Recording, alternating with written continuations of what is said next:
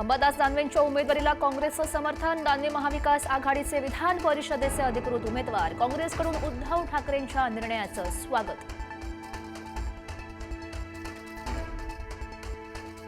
काँग्रेसची निवडणुकीतून माघार घेण्याची हॅट्रिक. गेल्या 2 महिन्यात 3 वेळा काँग्रेसची तलवार म्यान. आधी उमेदवार देणार म्हणून घोषणा आणि नंतर ऐनवेळी माघार.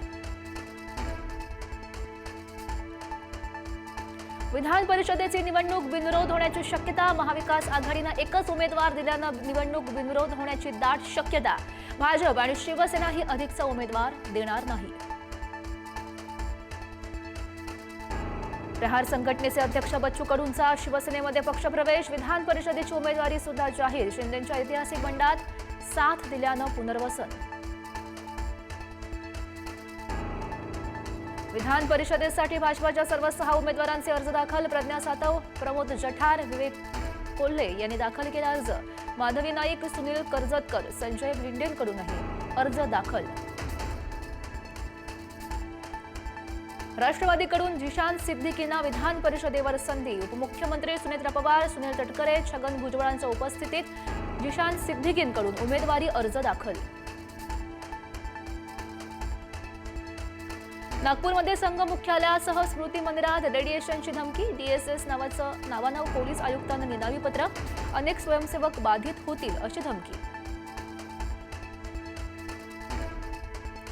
मुंबईच्या मानखुर्दमध्ये उड्डाणपुलाच्या कामादरम्यान क्रेन पडून पोलिसाचा मृत्यू. 16 तासांहून अधिक काळ सायन पनवेल मार्गावर वाहतूक कोंडी.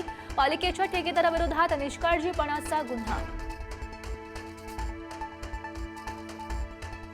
कोल्हापुरातील शिरोली पुलाची येथील मुलींवरील अत्याचार प्रकरणाला वेगळं वळण. बजरंग दलाचे निलेश शिंदेंना अज्ञातांकडून जीवे मारण्याची धमकी. प्रकरणामध्ये लक्ष घातल्यास महागात पडेल असाही दिला इशारा.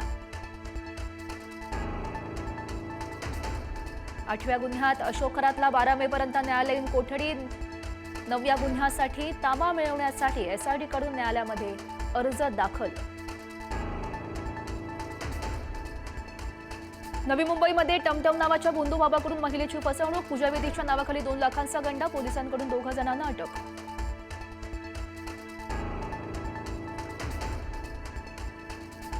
अकोल्यातील भोंदू चंदनशेष बाबाचा व्हिडिओ व्हायरल. दर सोमवारी भरणाऱ्या दरबारात भक्तांची गर्दी. पोलिसांकडून कारवाईचा इशारा.